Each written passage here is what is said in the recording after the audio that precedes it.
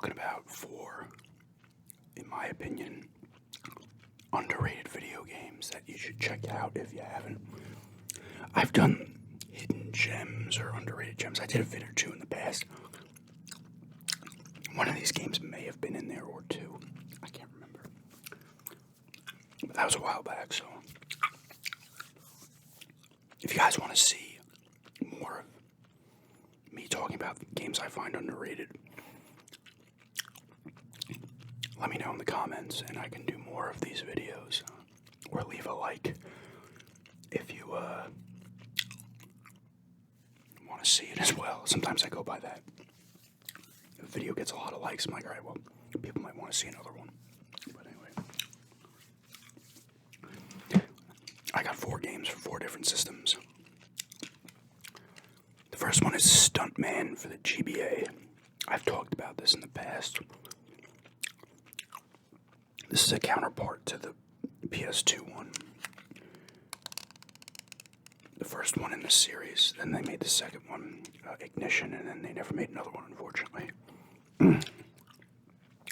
Really cool games. They're trial and error type games. You're going to find yourself getting a little pissed, constantly restarting a scene. The point of these games is you're a stuntman, obviously, in the movie, so you're driving cars, or like trucks,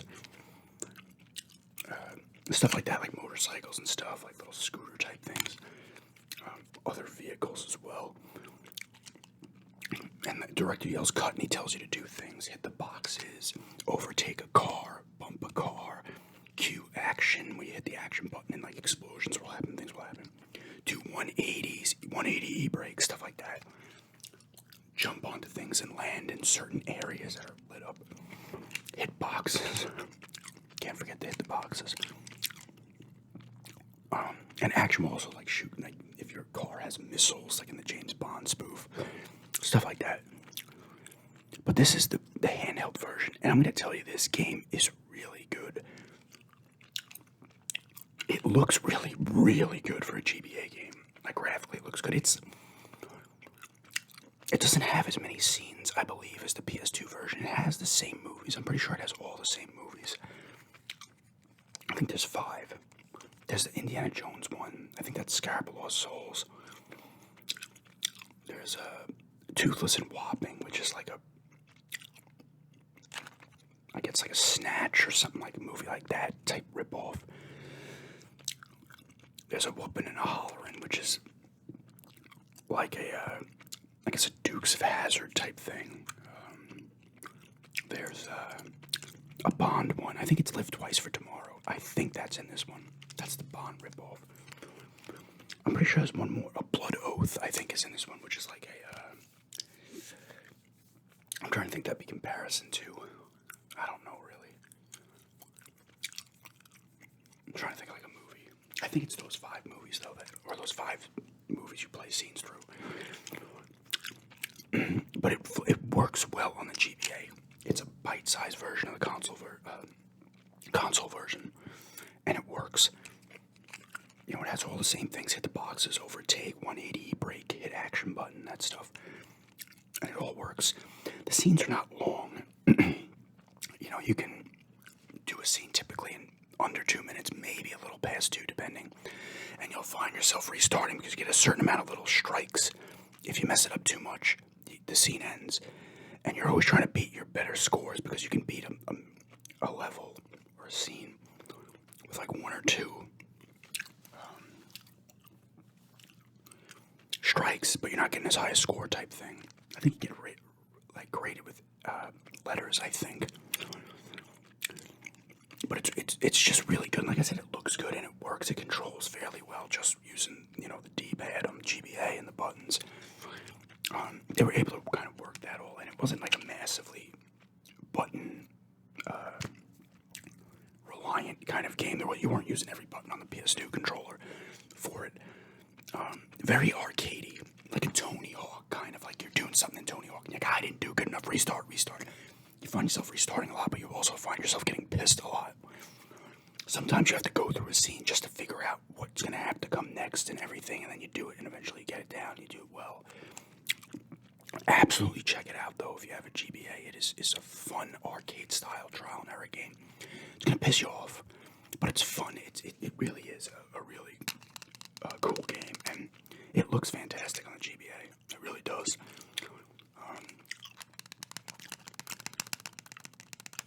I would recommend this if you have a GBA, or if you have like one of the. Maybe I'll try to get. I don't think I've tried this in the Retron. If it, some of the GBA games won't work because it's like in a beta. I might have to try to do gameplay of it. I did a game. Did I do a gameplay of Stuntman Ignition? It might have been my other channel. But this is an awesome game. Check it out if you have a GBA. Or check out the other ones on the PS2 and the Ignition was on the PS2, the 360, and the PS3. I don't know if they made one specifically for the Wii or not. I can't remember. Anyway, second game is for another handheld, and it's Uncharted Golden Abyss for the PS Vita, PlayStation Vita. A little tiny cartridge. I originally beat this. I had the Vita, and I was subscribed to PS Plus, and I played this. I downloaded and played it, and then I think I bought a version. No, I bought 2 copies at Walmart and Sunrise Mall when it was closing to sell. I was able to get some on clearance for cheap, and then I picked this one up again for $10 a couple of years ago at GameStop. It's a really cool game. I think it's underrated because I think a lot of the Vita games are just underrated in general because it didn't sell a lot. And a lot of them ended up on the PS3 or the PS4 even. Like, they were just done with it and they threw them everywhere. This game, I'm pretty sure, ended up nowhere else other than the Vita. And once again, another handheld. Like, Stuntman, this game looks awesome. This is like almost PS3 level. Quality graphics, obviously using Nathan Drake again. This is a prequel to Drake's Fortune. I don't know if Sully's in this, I can't remember. You're hanging out with some other dude, he turns on you, I think. Just to tell you what, okay, here we go. Uncover the dark secret behind the 400-year-old massacre of a Spanish expedition. As Nathan Drake races into Central America in search of a legendary lost city. Like I said, it looks great. Nolan North is voicing Drake again. I don't know if any of the other characters from the other games pop up. Like I said, it's been a while. Like I said, it looks great. It takes a little bit to get used to the controls at first. Once you do, it's fine. There's a lot. This thing utilizes all the Vita capabilities, the back and front touch screens, the tilting. It has the gyroscope or whatever the hell it's called. It should tell you, the motion sensor, the touchpad, the touch camera, and there's a thing where you're doing a puzzle type thing. And you gotta hold it up to. I had to hold it up to like the light and stuff to see what I'm looking at and shit. So it utilizes all that stuff, and it all works fairly well. There's also a thing, like a mystery type thing in here where you take specific pictures of things and it unlocks part of like a mystery you gotta try to figure out. It's kind of optional, but it's also fun to do. You have to find a certain part in the level and take a picture, and then it gives you more clues moving, to other parts and shit, or other pictures or whatever. It's classic Uncharted action and gameplay. Like I said, it's a little bit difficult with the controls, but once you get used to them, I forget exactly what. I think you had to use the one shoulder button to like shoot, but you had to it was a little awkward at first how it worked. But it was cool, and it once again, bite-sized Uncharted, but it worked. Like, it worked well. It was pretty long too. It wasn't like 20 hours, but it was pretty long. And I really liked it. It was not developed by Naughty Dog. Ben Studio made this one. But it's classic Uncharted, and if you're into the Indiana Jones stuff, Tomb Raider stuff, these kind of games, you're gonna love it. If you have a Vita, of course. If you have one and you haven't played it, absolutely get it. And the voice acting's good again. Story is standard Uncharted affair. It's really good, and it's got the puzzles. You got to use your journal and stuff again to be like, oh, what does it say? So to push this first, do that, and stuff. Line up the symbols, that kind of shit. But it's well done. Like I said, it utilizes all of Vita's built-in stuff. Like I said, the gyroscope type thing, the motion sensor, the You're holding up the light, the cameras, and the touchpads and stuff. Oh yeah, it says touchscreen, rear touchpad, rear camera, and motion sensor. So that's all the things, and it all works well, and it looks really good. Like, it looks really good. This game. These are not in-game. Oh, you can't see it because I have the camera down a little, so I get that focus in there a little bit. Those are not shots from in the game, like gameplay shots, but absolutely check this out if you have a Vita and you haven't played it. I think a lot of Vita games are underrated for sure. And this is one of the few that I'm pretty sure did not end up going anywhere else. It's not on the PS3, it's not on the PS4. Unless it's, I don't think it's in those legacy collections here they put out, so that's kind of cool. The third game here is the Xbox One.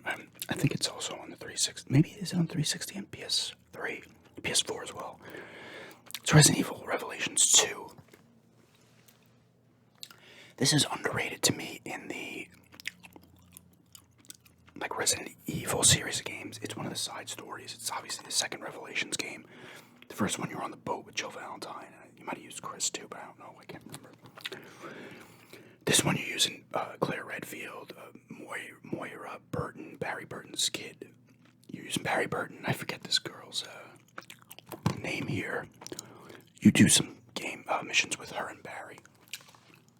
This originally came out, and it was like in episodes. They got all the episodes on here. It's got this also has some side stories as well. I don't know if I did those. I cannot remember. And apparently it's co-op, that's kind of cool. But this, for me, is one of the legitimate, for me, creepiest of the Resident Evil games. Like, this one's creepy. I think you're on an island. I forget where the island is. Maybe off Russia or something, I can't remember, but you're on an island. And it's got the classic Resident Evil enemies. I think this has raid mode too in it. Yeah. So it's a little bonus thing you can play afterwards. It's not like, it looks solid graphically, but it's not like a graphical powerhouse for sure. It was fairly long, actually. I don't know how many episodes there actually were.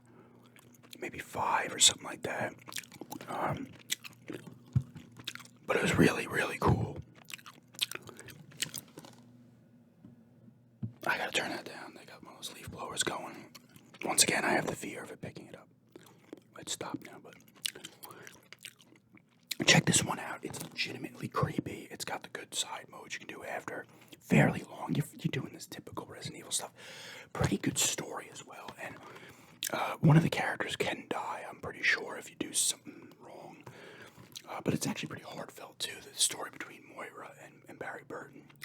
You know, they're kind of like, she doesn't really like him, and so he got to make up and stuff, and it's actually really kind of heartwarming for Resident Evil story. But it's standard Resident Evil gameplay. You're finding stuff, you're finding clues, you're finding stupid things to open doors and shit like that. But it's actually, it's a really cool game.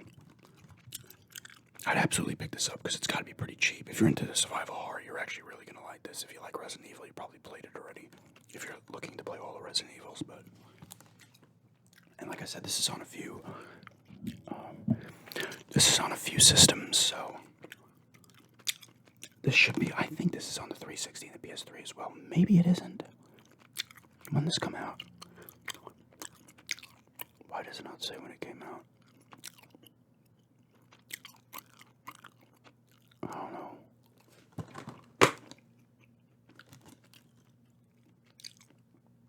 Really? Oh, this came out in 2013, so this was definitely on the... This would definitely have to have been on the others. I didn't realize it was that old. On the older ones as well, but... Absolutely pick this up.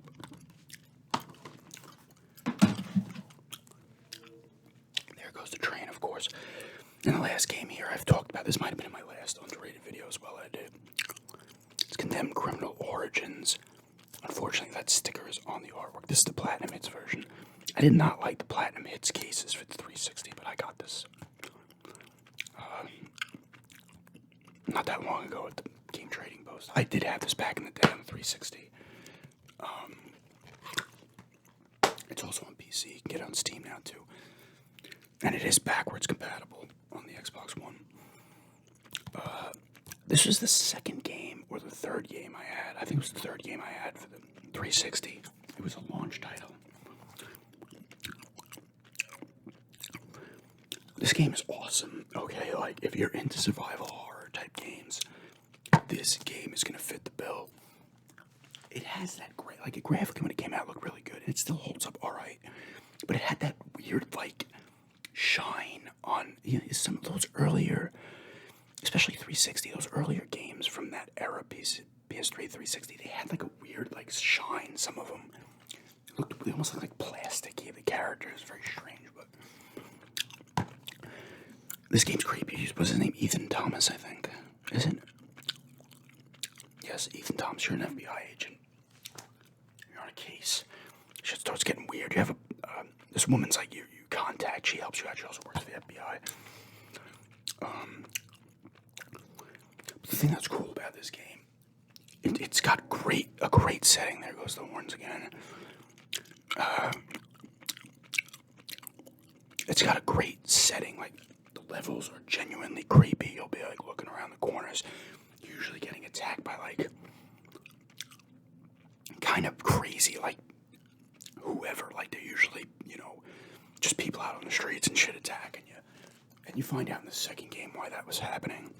Those are usually enemies, and then there's weird kind of stuff happening as well. Otherworldly type shit. But you're trying to find a serial killer, and the mission you're going and examining the first body. You have your little forensic tools you use, which they actually expanded upon in the second game, Bloodshot. More. Use them in this, but not as much. And, your character starts losing it. I think you lose your gun early on. You don't get a lot of ammo and guns in this. The combat is usually hand-to-hand, or you're picking up bent rebar, pipes, 2x4s, and the hand-to-hand combat is like visceral, man. You're like, boom, wailing guys, they're hitting you, you're blocking. It works really well. Kind of like Chronicles of Riddick, Escape from Butcher Bay is another one that did that hand-to-hand combat well, and this one does it great. And you're always on edge in this game. You're like looking around. You're like in subways, abandoned schools, like warehouses and shit. You end up, the last like fight takes place in like a broke down house. It's creepy as hell.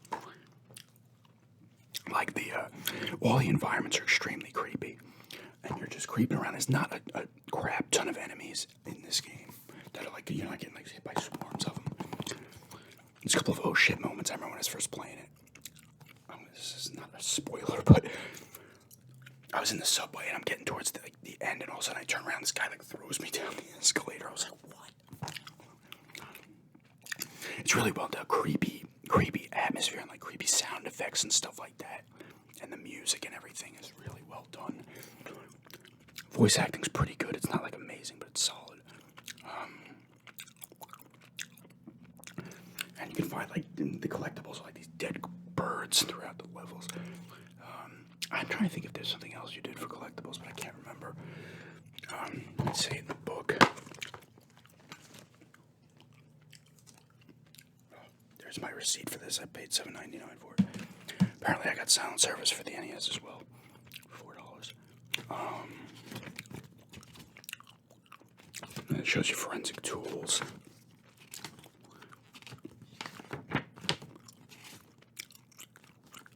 So you get quite a bit of firearms, but there's not a lot of weapons. There's axes as well, crowbars. No, it doesn't tell you what that is. Oh wow, I remember this game full auto. When exactly did I get this? January 19th, 21. But it's really good if you like survival horror. This is more like this. I call it survival horror because you really are surviving. Like, it doesn't feel like you're a badass at any moment. Like when you get a gun, you're like, oh yeah, but like you're in a fight with it. These guys are coming at you. That kind of like, this is like vagrants on the street and shit. Like they're just, and you find out why they're going nuts in the second game. Why you're being attacked by these people. It looks good. It's not like phenomenal looking. It doesn't hold, it holds up, but not like extremely well.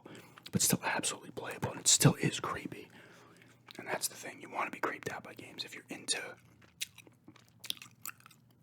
horror games, you're going to like this game a lot. The second one's also really good, but it delves a little too much into the other world type weird shit.